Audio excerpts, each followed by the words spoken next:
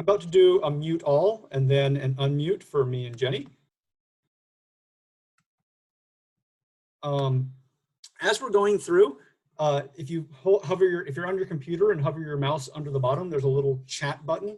If you want to ask any questions throughout the talk, please do. I'll be keeping on it. I will save some for the end. I might answer some as we go along. I don't really have a plan, and that's how I do things.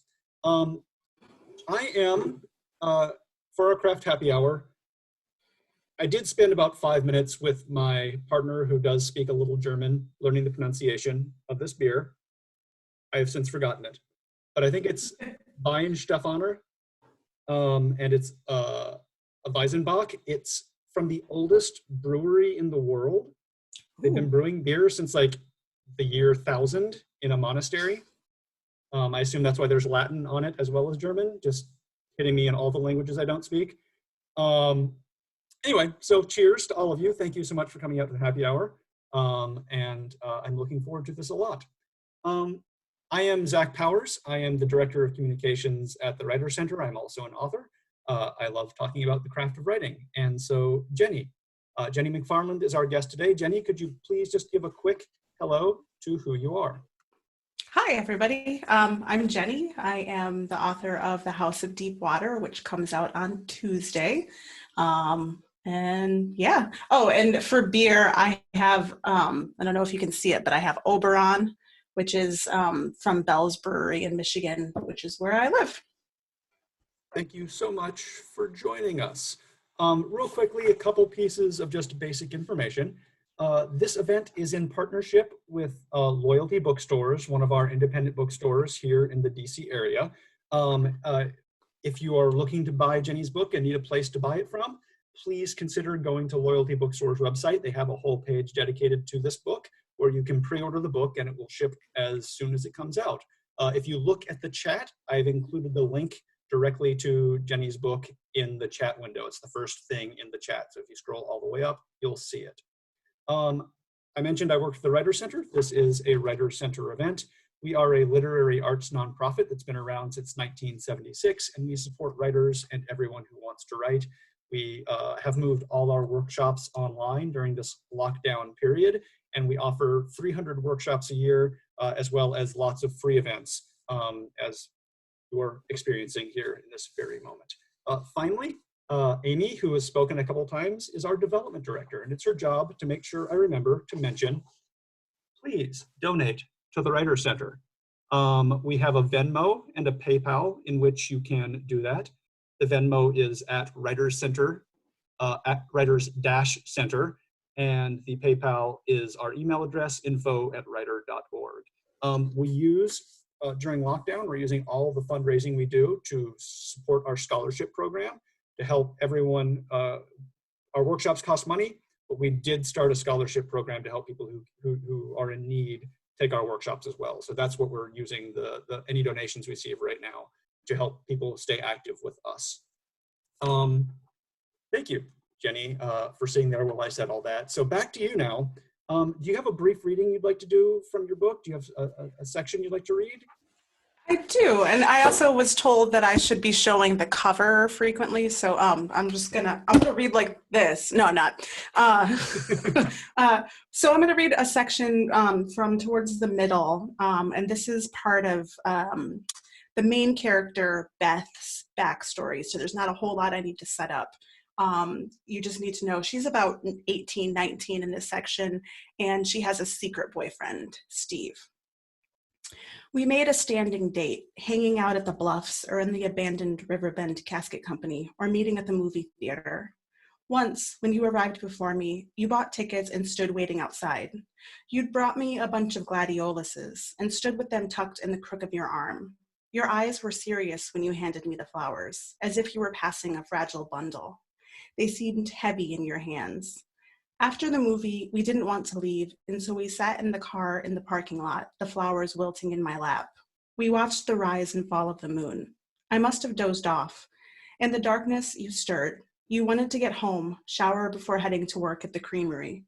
I wanted you to stay just a little longer. In less than an hour, I knew Deb would be waking up.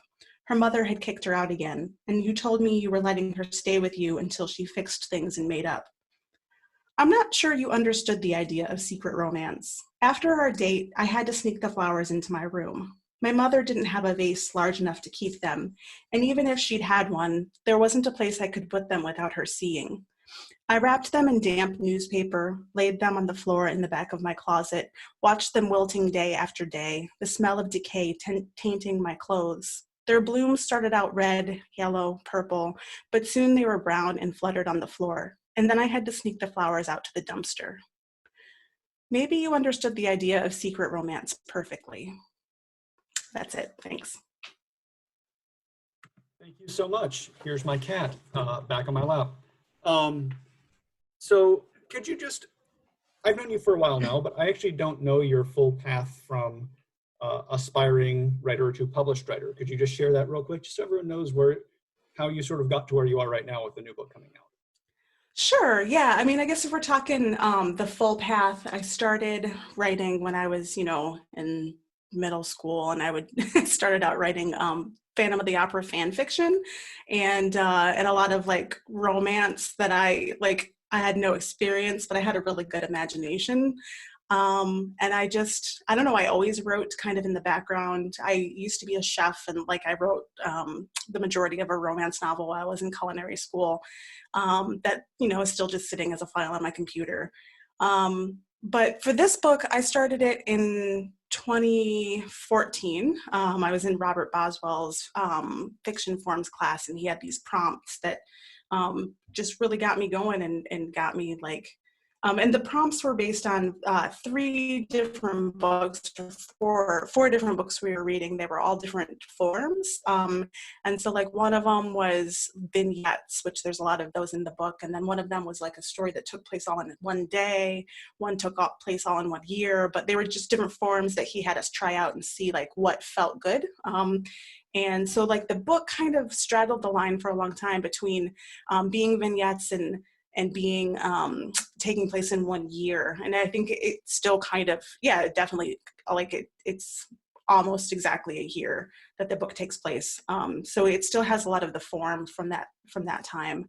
And then getting published was, the hardest part of that for me was finding an agent. So I think it was about 8 months that I was querying pretty heavily and not getting anywhere. And then I finally signed up for Publishers Marketplace, which I didn't want to do because I didn't want to pay. I'm really cheap. But after I signed up for Publishers Marketplace, it was maybe a month before I found my agent. So for me, it was super helpful. But then, after I got my agent, it was just, I think I worked on edits for her for about a month. And then we went on went on submission to various editors, and I think it was about a month later that I signed with Putnam. Putnam Pals. We have a hashtag. So this is not on the list, but you just mentioned Robert Boswell. Oh yeah. He's a weird genius, isn't he? Yeah, he is. Read his book. He has a book of craft essays. The Half Known World, is that right? That sounds right. Yeah, so look up his book of craft essays. I saw him give one live once, and it was just following him talking. There was just this period of silence following his conclusion where we just didn't know what was going on because he had blown our minds so greatly. So speaking, I actually heard him at one of the Tin House summer writing workshops I went to. And we met at the Tin House Summer Writing Workshop, I believe in 2015, if I'm recalling all this correctly. Sounds right. So how did that play a role in your development as a writer? And what were some other major influences, events, occurrences as you were starting to go, again, as you were developing into now published novelist? Yeah, the story that I workshopped at Tin House it features one of the tertiary characters in my novel, Paige, and that chapter got cut, so it's not actually in the novel, but the character is still there, and it really helped me. I don't know, y'all's feedback was great. It really helped me to kind of solidify that character story and like her trajectory, which is still, you still see that in the novel, even if that chapter was cut. And I guess like any workshop or conference that you can get to, that for me, like the biggest thing that I need is a community at any given time, like just to be around other writers, and to, you know, have conversations like this is always super helpful in thinking about writing. So yeah, like some other places that I've been, Kimbilio, which is just for writers of the African diaspora. So most of y'all can't go, haha. But just like any workshop really that, yeah, gets you around other writers for a while, I think is extra helpful. And it kind of fuels me for months after the workshop. So for all of you that's looking ahead to 2021, Yeah. oh, I'm so sad now. Is there anything else that you've done that you recommend specifically for a writer starting out? I also really love AWP, just again, being around other writers for a while. And I don't do AWP like you're supposed to, like dirty little secret. I don't usually go to panels. I'll go to go to readings and to like take a week off of my real life and, you know, hang out with other writers and probably drink a little too much. But yeah, that's about all I've done though. I don't know. I've looked into doing residencies, but I really suck at applications, so I haven't gotten around to like applying to any yet. We could do a whole probably talk on applications, but we're skipping that for now. So let's move on to the actual novel. We've talked about getting to the novel and development a little bit, but this novel has multiple points of view. And I got to read this early on, and I was just, the thing that hit me right away was how well developed every point of view was and how individual and distinct. Was this a multi-voice novel from draft number one? Yeah, definitely. And the final version has fewer points of view than the version that I originally submitted to my editor, just because, you know, it was a little bit scattered, but a lot of them stayed. And then she actually asked me to write a couple points of view that weren't originally in any drafts.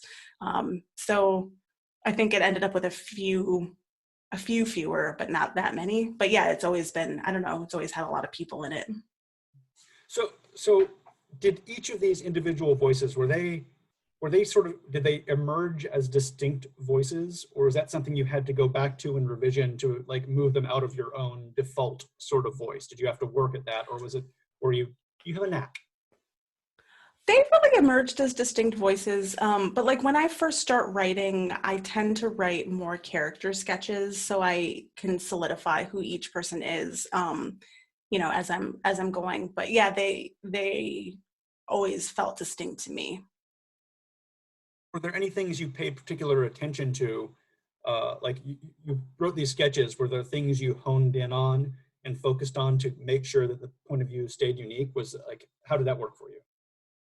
Yeah, I always like to think about things like what characters are insecure about. So as they move through the world, like what they're trying to hide or what they're trying to keep other people from seeing. I think it helps to, I don't know, just make them feel, because we're all just like big bags of insecurity. It just helps them feel real to me, but also helps me get to like know them. What am I insecure about? Oh no. I don't know. So many things. So is there anything you learned in this process? I mean, I like thinking of writing as a practice, that every time we write something, we're learning something to apply to the next time. Was there anything you learned in juggling these multiple points of view that informs your writing in general going forward? Yeah, so one thing I did early on was I kept a list of every character, how they related to other character, what they wanted out of life, and then also just their age, just so I could keep straight in my head, like, because book not only jumps from point of view, but it jumps around in time. So like when I go back to 1998 in the novel, I needed to remember how old each person was and where they would have been in life.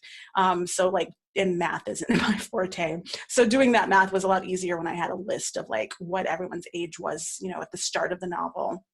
And then another thing that I learned along the way that I will definitely do for the next novel is to have a timeline running, because, you know, when you're jumping around in time, and we also moved a lot of stuff around in various stages of editing, it just got murky for like, there were whole rounds of edits that we did that was just like making sure the timeline was correct and made sense and flowed, you know, in one direction instead of the timeline itself jumping around.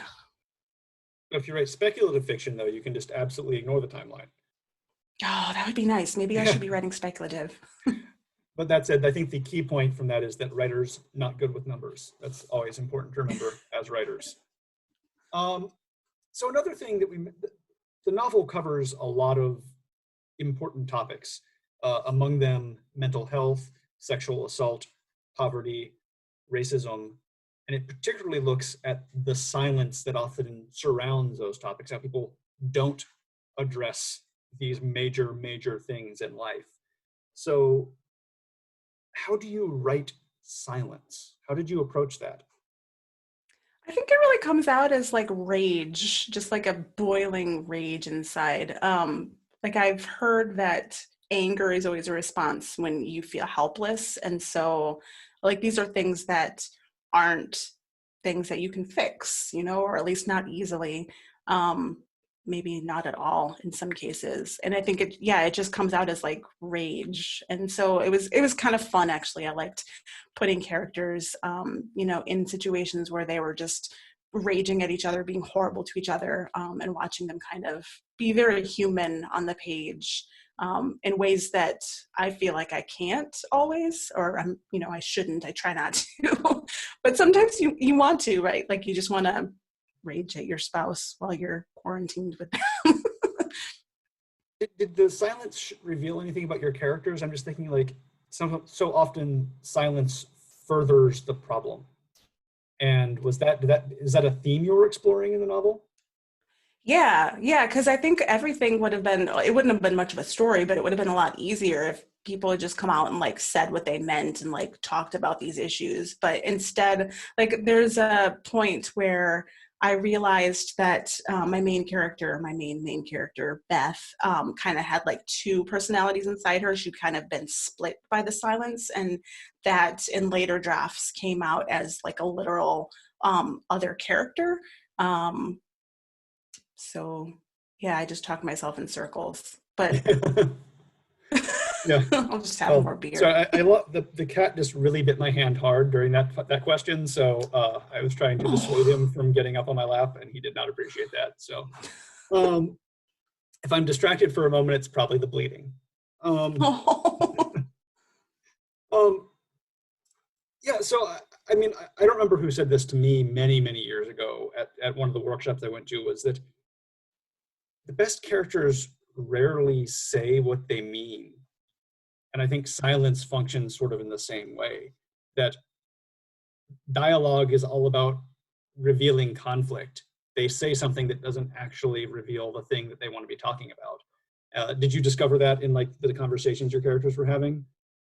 Yeah, like I think they say the thing that's going to get them out of uncomfortable situations as quickly as possible. And sometimes it backfires, right? It actually escalates the situation. But they, instead of saying what they mean, like they say the mean thing that's going to like get the person away from them, or is going to like kind of wrap them in a layer of protection.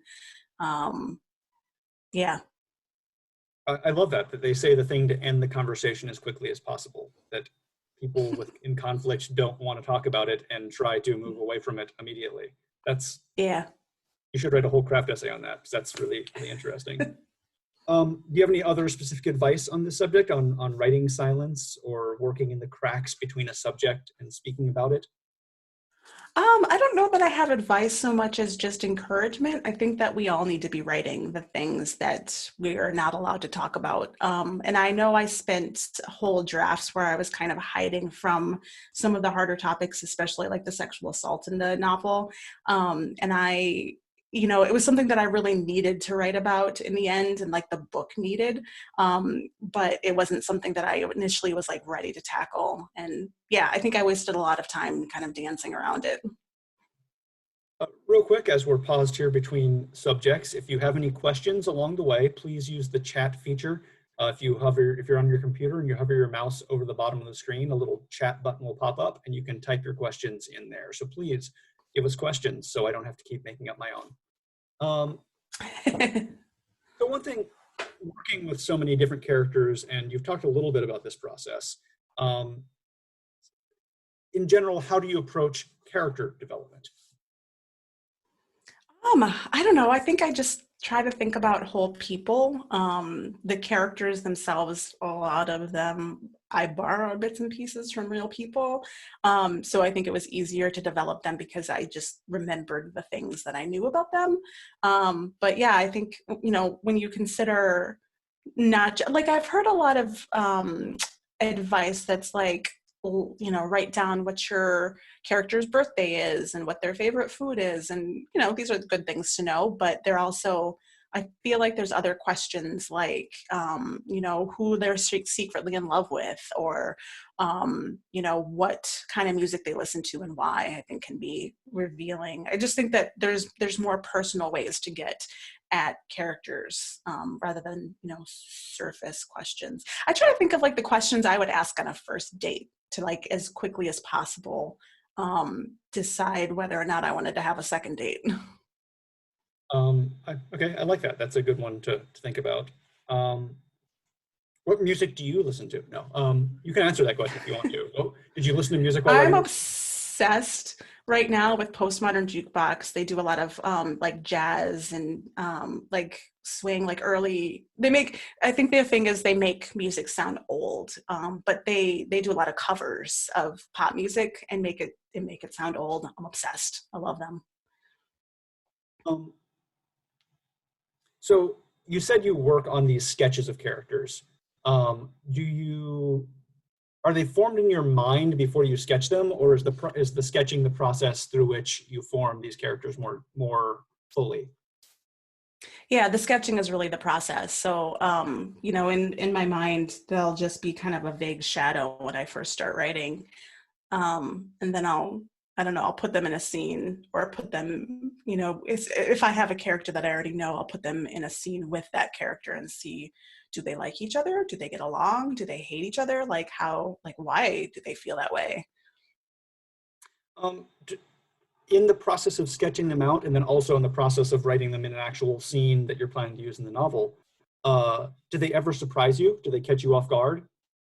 Yeah, frequently. I'm trying to think of exact examples of people who surprised me while I was writing this. I think Derek did, who's kind of a tertiary character, but I don't know. He's my favorite to write, just because he has a lot of my insecurities. I think, like, when I was in high school, I was the one who was always in love with the person who just didn't see me, and so to write a character who was going through that was cathartic in a lot of ways. But also, he's a smartass, and I don't know, I enjoyed his sense of humor. Yeah, I mean, I love the characters that I don't know until I start writing them. That's always the most fun. I had in a manuscript I'm working on now, I had a character who really showed up just to hit the main character in the head, and then he showed up to apologize. And as soon as he apologized, he's ended up just coming back throughout the entire manuscript. So at moments like that, like you weren't even supposed to be a character, and suddenly suddenly you had stuff. So I love those moments in writing that I don't think I could write if I wasn't like surprised along the way. So we had a few questions coming in, so I'm going to go to those before returning to mine if we have time. So first question was, how many drafts of this novel did you have, or do you think you had? Oh, I want to say I had 3 or 4 before I went on submission to find an agent. And then I did a draft for her. And then I think I did 4 rounds of edits for my editor. So that's getting up near 10. With the editor, just I'm riffing on this now myself, was you sound like you had some that were structural, because you mentioned moving things around and putting out timelines. So was that like edit number one, was the structural revision? No, that was actually like 2 or 3, I seem to remember. Yeah, it seems like I don't even remember what the first round was.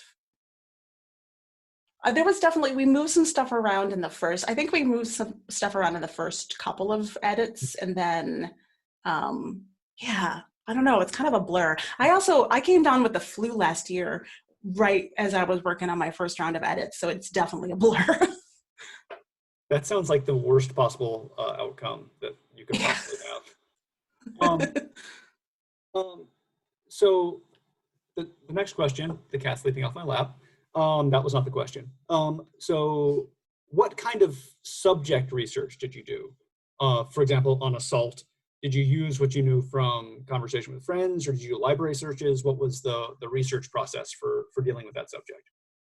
Yeah, I didn't research it really at all. Like I had kind of a messed up childhood, and so I wrote from experience. And I had a writers workshop group or writers group in California that I workshopped a chapter, and I had a woman ask me this, and she's like, "What kind of research did you do?" And I was like, "None."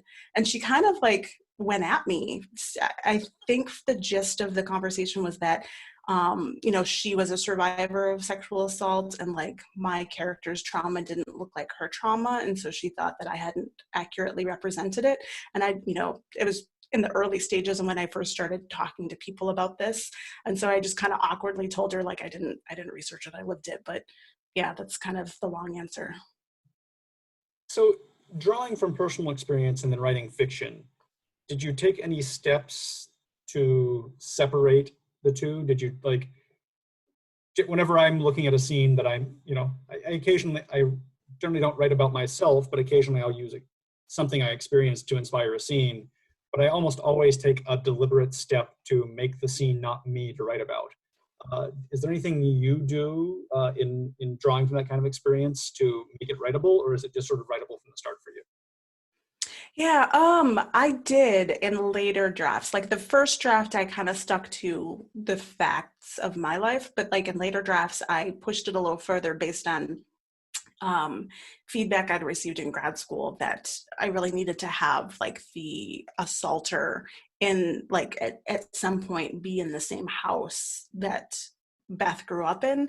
And I, you know, at the time I was like, I'm not ready for that. But later I did that and it opened up a whole like it kind of made it into fiction at that point, right? Like it opened up a whole world um of memories that she would then have to deal with, like coming back to her father's home and remembering this man in the house.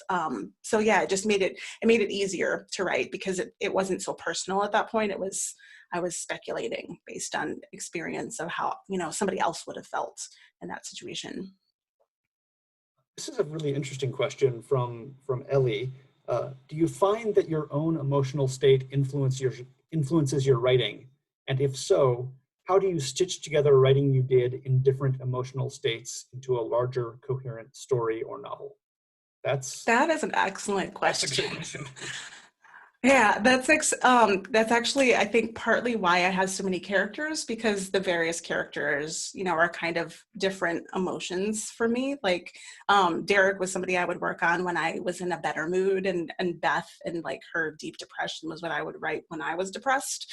And so yeah, to be able to like get up in the morning and be like, I feel this way. I think I'm going to work on this character today was I think super helpful. I'll say I've that's revision for me too, because there's times, and it's not always mental state that I'm in. It's sometimes also what have I been reading, because I'm easily impressionable as an author, and linguistic tics or rhythms of what I'm reading will seep into my writing. And then when I revise, like, oh, that's so and so writing, not me, and I'll have to go back and Yeah. make that my own. So, yeah. Let's see. If you have multiple points of view within your book, do you still expect your reader to identify with your main character? And if so, how do you balance the multiple point of views in regards to having a main character who's sort of the central focus when you have all these other people too? Yeah, I think my editor really helped a lot with that.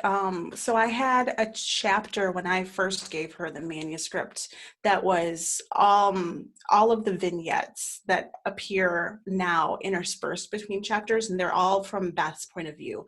And I think interspersing them not only helped show or highlight different aspects of each chapter, because we worked on how the vignettes, were related to what would happen in the next chapter. But it also helped kind of shift the weight, I guess, a little bit, so that every other chapter that you get, or every other, like after every chapter, you would get a section from the main character, and so she kind of had more weight in the end because of that.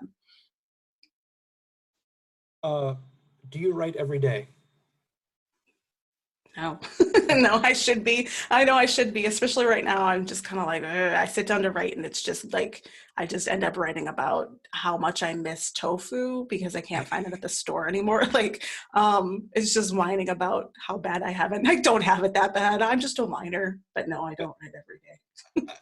I will interject on that question too, just that I was at a writer's conference, the first one I ever went to, with Thomas, who I'm going to read a question from in a minute.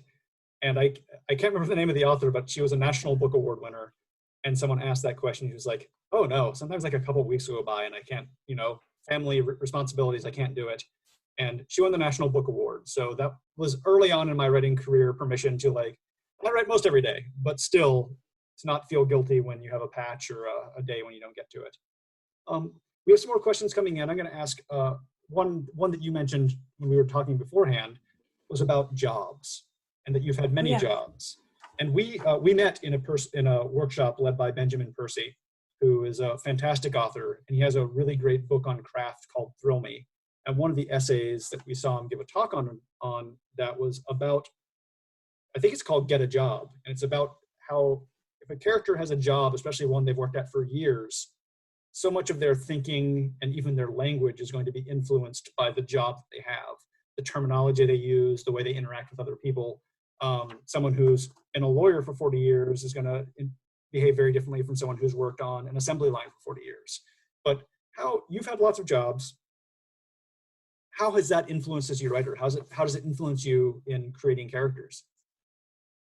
Yeah, I definitely agree with the notion that your job influences, how you think and how you speak. And I think that's why I tend to write a lot about people who work in restaurants, because I worked in a lot of them. And they definitely tend to have potty mouths, because it's like, you have to swear to be taken seriously in restaurants. I also, in the novel, at one point, the main character is working for a roofing company, shoveling snow off roofs in the winter, which is a job that I had. And it was terrible. It was a terrible, terrible job for me, because I hate the snow and I hate the cold. And I'm scared of heights, but I really needed the money. But yeah, I think that the various jobs that I've had they just give me an opportunity to, like, write from more points of view, just because I've experienced more things. So yeah, go out, and I've actually thought about going out and getting just like a weird, or like a job that isn't a good fit for me, or isn't something that I ever thought I would do, but it would, just give me more ideas for writing. Yeah, there's a DC-based author, Sam Ashworth, who is working on a novel that has a food services kick, and he went, and I don't want to speak for him because I don't remember the exact details, but he went to France to work in incredibly, as not quite a full employee, but working in these incredible, like, gourmet kitchens, and the stresses that he learned from all that. So I'll connect you after this event. So back to questions from our audience. Did you use a plotting format? I don't know. I mean, was there something? I didn't. Not at all? No, I'm really definitely a character-based writer, and the plot kind of comes out of, like, these people and putting them into scene together. And even when I read, I'm not necessarily like following or reading for the plot. I'm reading because I want to know, like, what are these people going to do next?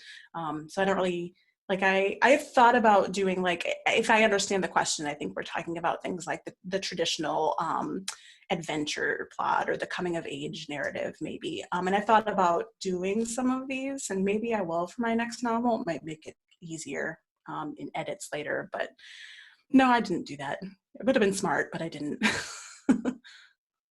Yeah. Question from Thomas Calder. Can you speak to the book's opening chapter? He loves its movement, and at what point did you land on that as the opening? Trying to remember what the opening chapter looks like now. Like, did I have a vignette? Oh, okay, it's comings and goings. Oh, right. Yeah. So that one's the one that came in later. In fact, I really struggled with how to open the book, and it was something that we talked about a lot in grad school. And I never really came up with a satisfactory opening. But I want to say, let me remember here. I definitely wanted to introduce the town a little bit, and then my editor came up with the idea of having this through line of like the police cars going around to arrest this guy in the first chapter. And it kind of became a through line for the book, which was a brilliant idea, and I'm so glad that I got to work with her. But yeah, it was, I mostly wanted to just show these are all of my main characters. This is where they are in relation to each other. This is how they know each other. This is what they feel about the town. So you get a sense of like Beth is on the phone. She's not actually in the town in the beginning, but you get the sense that she's not super keen on coming home. And you get some of the, the various characters in the first chapter saying, just going about their lives, but you get a feel for whether or not they feel like they belong in the town or whether they're like, I can't wait to get out of here. All right, so this next question has a Friends reference. So we're going to the sitcom mode here. So the character Gunther, who played the barista in the TV show Friends, was supposed to be a vague background character, but made enough expression and response to his crush on Rachel that he became a recurring character and sort of drove the part and surprised everyone. Have you had that experience with any of your characters? Have you had, this is Melissa saying she loves that in fiction, a character that totally surprises her. Yeah, I think that Derek came out as a bigger character because of his crush. And I started out knowing that he had a crush, but I didn't know the extent of it. And I didn't know how it would end up for him. I'm not going to give it away, but yeah, I think I definitely had characters in this novel. And then one of the other novels that I'm kind of getting started on, when I first started writing about it, I started writing about this one guy on campus that I just made up. And then there was a character who was kind of watching the guy, and like I was like, oh, she's watching him a lot. Oh, she's stalking him. Oh my God, she's fascinating. And then I just became enamored with her, and it quickly became her story. Yeah, and I love characters that are side characters but recur throughout the book. In my novel, there's two characters who are really just a running joke, but towards the end, one of them is given sort of the agency to actually give a monologue in that moment. And I love the way that keep these characters around, because at some point you're going to realize that you've been saving that character for a reason. There's something, they have a moment, everyone has a moment, and yeah, I love the moment when sometimes a character like the Gunthers of the world are able to step up and actually do something significant. So I love that thought.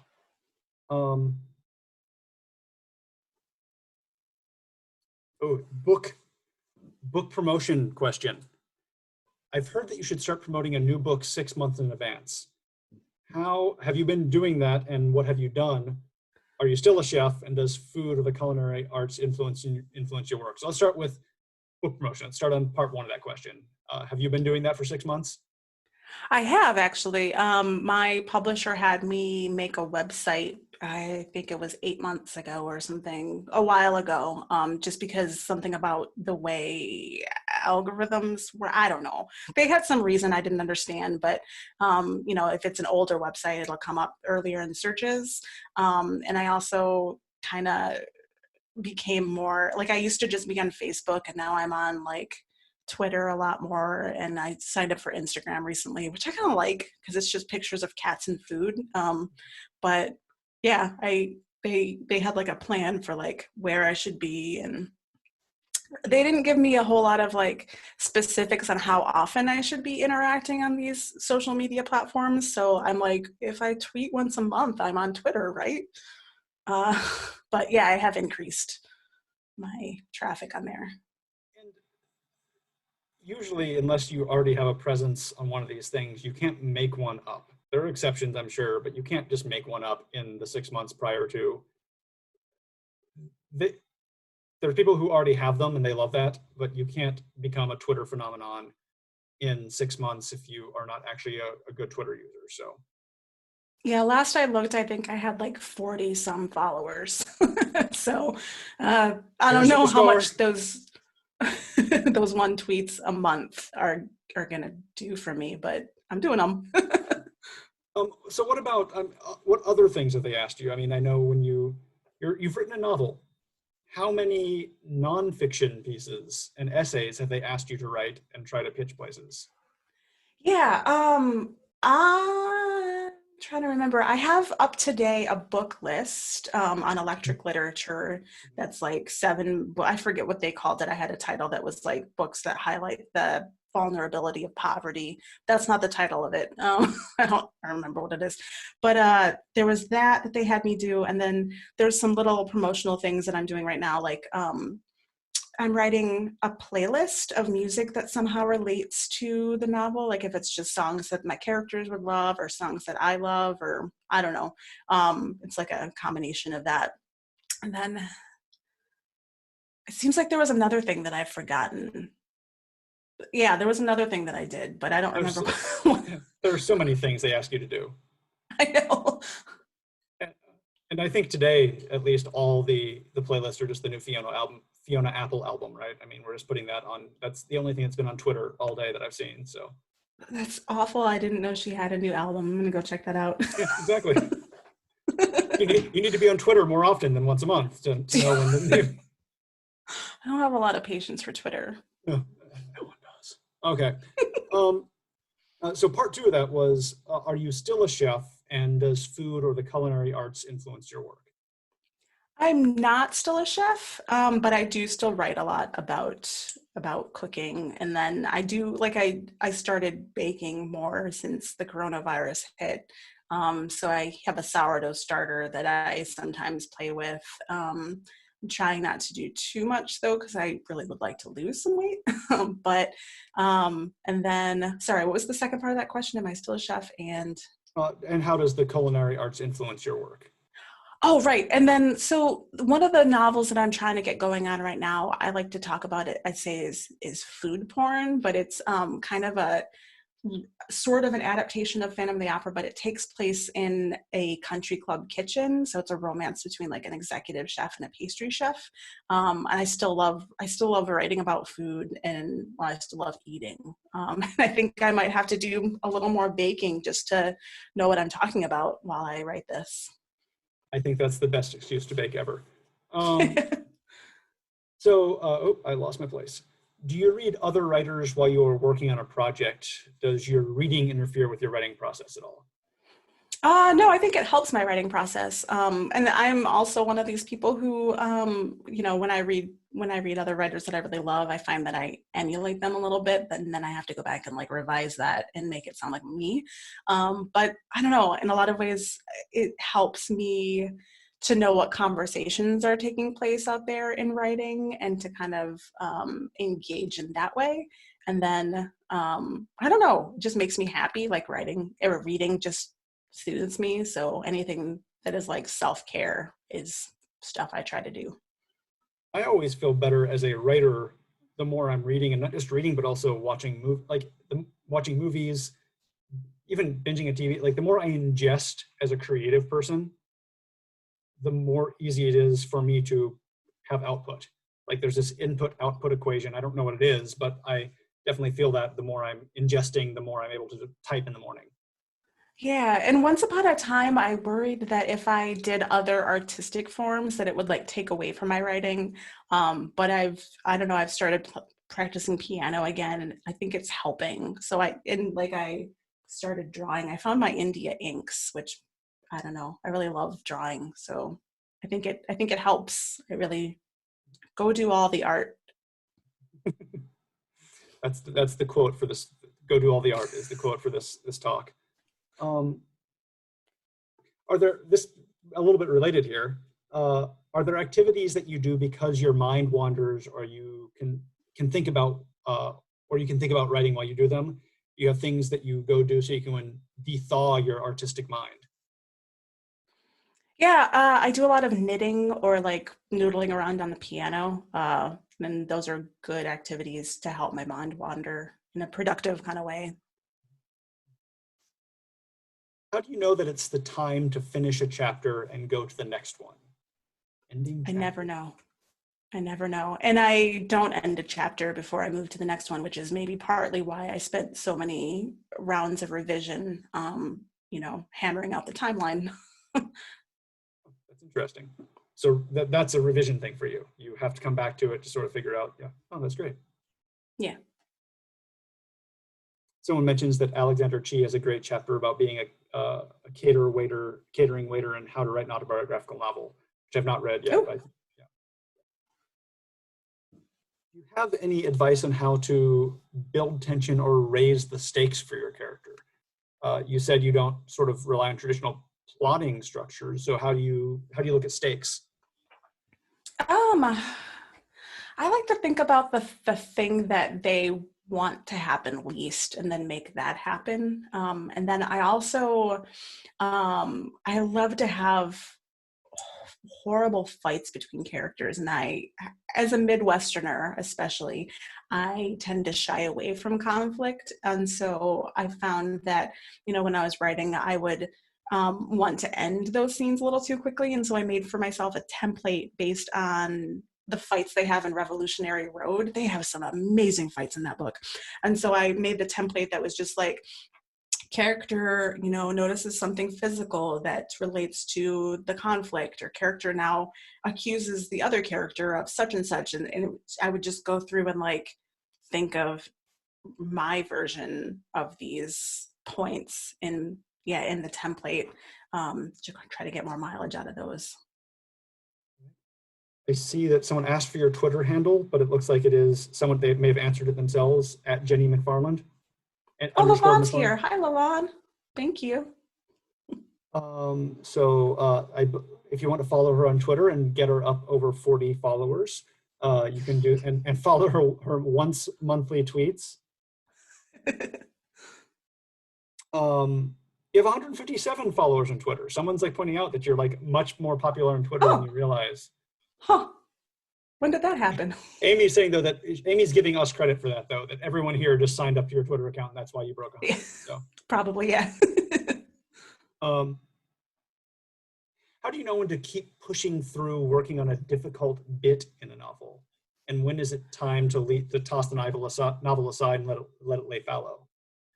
I never know when to toss something aside. Like I don't know when to quit. So I just keep pounding my head on the keyboard, and sometimes words come out of that. No, but I don't know. I feel like if a section is difficult, maybe there's a reason. Like maybe it's something that you need to address.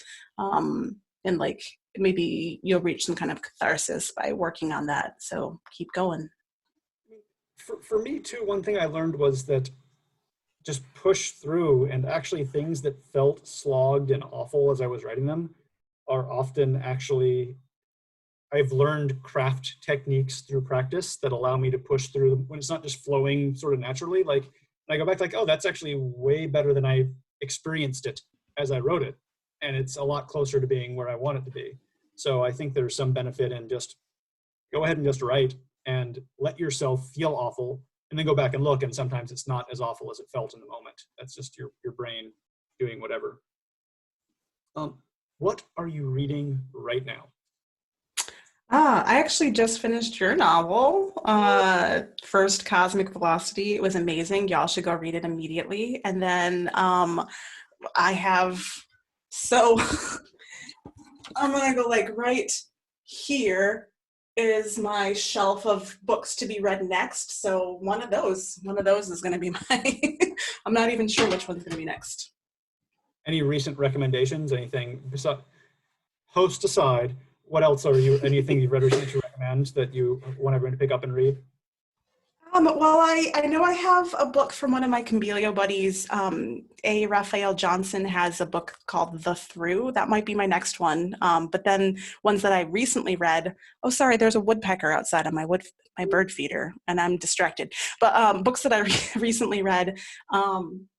An American Marriage by Tayari Jones. It was amazing. It was so so briefly, it's about a Black man who is wrongfully incarcerated, and then just kind of like the trouble that that brings to his marriage. And it was so good, y'all. So someone's asking, uh, is there anything satisfying as a writer about this time of self-quarantine? This is from Amy, our development director, and she says, asking for a friend. Is there anything you're finding good about that? Any way I mean, I don't say good, but anything you're able to tap into as a positive from this moment? Not really. Maybe that I feel perfectly justified in binge watching bad television and eating way too many carbs. I just watched Love is Blind on Netflix, and it was so bad and so good. It was so good. I don't usually watch a lot of like reality TV, but yeah, I can watch all the bad TV I want right now. And on this topic, I mean, so you had a physical book tour planned, and obviously your book's coming out in the middle of no one having physical book tours. So you're here with us right now virtually. What other plans do you have? How is the publishing world coping with this right now? What's next for you? Yeah, so I have a number of interviews. I think this is maybe my fifth one this week, and then I've got a full week next week also. And then beyond that, I'm not really sure. I mean, I'll probably do some readings when this is over, but not like an official book tour. It'll be too late, but yeah. And there's this 6 month cycle of book touring. Like once you get in that first 6 months, really 3 months, but you have a 6 month window of them sort of supporting you, your publisher being them. And then once that's gone, it's unfortunately they have a cycle. They're just bringing out new things. So this is really derailing a lot of book people. Yeah. This is a really good question. This came in. How do you navigate community? What does it mean to you? What do you do when things or interactions happen that discourage you? Well, those are the first questions. I'll follow up with the rest after that, because there's a really good question following that one. So community, what does it mean to you, and what do you do when you find maybe a negative interaction in community? Yeah, community is everything to me, especially having just moved back to my home state, where I don't necessarily feel terribly at home, but I feel like I will. There's a lot of great people that I missed here, and so it's great to come back and yeah, be around them, or at least it was before coronavirus. But yeah, like community is everything, and again, that's partly why I feel like workshops and even going to like virtual events like this, it's important just to, I don't know, be around other people who are thinking about some of the same things I'm thinking about. And what do I do when things or interactions happen that discourage me? I eat too much ice cream. I don't know. I deal with depression, so sometimes I just like cloister myself and spend a lot of time under a sleeping bag with cats in my lap. But eventually you got to get back out there. I have no coping mechanisms, as we all drink beers here together. So do you like to dance? I think is the most important question so far this evening. This is excellent because this is Aaliyah Levon, my sister from another mister, and we are at AWP. When we go, we are always on the dance floor together. And so she knows that I love to dance. In fact, my husband and I had a dance party last night in our living room listening to records. But yeah, I love to dance. And you mentioned AWP earlier. So have you ever heard of this thing at AWP where people put wine in their purse for their friends? Were you there when you must have been there when I did that. Yeah, purse wine. I feel like it's the best way to get through AWP because the hotel bar is super expensive, but that's where everybody is. You want to hang out there. So purse wine. That's how I spring break also. One of my old friends, when I first met him, he went out to the bars with us and he had a Camelback he filled with like wine cooler just because he couldn't afford to go out drinking. And it was the worst thing I've ever experienced, but also one of the best. So yeah, get creative at AWP is what the question is the answer there. And I think this Yeah. will be our last question for the evening because we're coming up right on 6 and we like to keep these tight and quick. Was there anything about the book publishing process that surprised you? What did you learn in this process? Um, there's a lot of there's a lot of things that my editor was tuned into that I never even thought about. So like when a word is repeated too much on one page, which I do a lot, and it's time to find another one. So that's something that I pay more attention to now while I'm writing. And then also again, like the uh, just the I'd always heard that you would go through a lot of edits when you're getting published, but the number of edits, my God, it was it was intense. So that surprised me. Thank you so much for joining us. I please everyone go. It's a great book. I was privileged to read it early on. I can't recommend it enough to everyone. So I just posted the link. If you don't have a place to order it yet, I posted the link again. I'll post it again because there's more quotes coming in. For Loyalty Bookstores, it's one of our local DC bookstores. They're a fantastic organization, and all our indie bookstores need our support right now. So if you have the means, please do support them. I'd like to see them open when we get on the other side of this. The Writers Center, if you'd like to support us, I just really want to hold this sign up again because I'm really proud of my metallic stars. You can Venmo us at Writers Center, Writers-Center at Venmo, and then our PayPal email address is info@writer.org, pardon me. And Amy has also posted those on the chat box as well. And finally, thanks to all of you for coming. I love coming into these things and seeing so many people interested in talking about writing, even though the world is strange and weird. Hopefully being writers right now helps us interpret and understand and come to grips with and move forward. Jenny, you're the best. This has been fun. Thank you so much for everyone. You're welcome to unmute yourself and shout things at Jenny and tell her how much you love her. Thank you, Zach. It was a pleasure talking with you.